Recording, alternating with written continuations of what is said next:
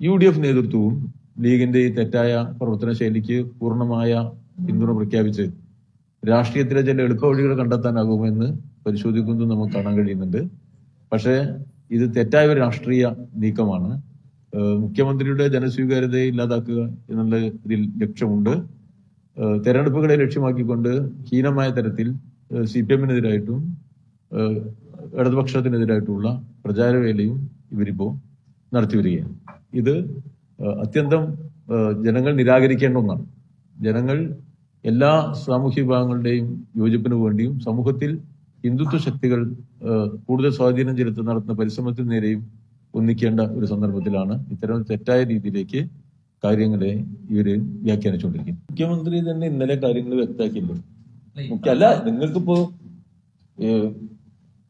12 മണിക്ക് വ്യക്തമാക്കണം, 6 മണിക്ക് വ്യക്തമാക്കണം, അങ്ങനെയല്ല. മുഖ്യമന്ത്രി ഇത് സംബന്ധിച്ചുള്ള കാര്യങ്ങൾ വ്യക്തമാക്കി കഴിഞ്ഞു. പിന്നെ പണ്ട് നടന്നത് എന്താണ്, പിന്നെ നടന്നതിൽ പ്രസക്തമല്ല. അല്ല, ഞാൻ പൂർത്തീകരിക്കട്ടെ. മുഖ്യമന്ത്രി വ്യക്തമാക്കിയല്ലോ. മുഖ്യമന്ത്രി ഇത് ഓരോ സംബന്ധിച്ചും ഈ സമൂഹത്തിൽ കേരളത്തിന്റെ മുഖ്യമന്ത്രി സംശയാതീതമായി വസ്തുതകൾ വിശദീകരിച്ച് കഴിഞ്ഞു. അതിന്റെ മേലാണോ സംശയം? അല്ല, മുഖ്യമന്ത്രി പറഞ്ഞു കഴിഞ്ഞാൽ അത് അവസാനിച്ചു.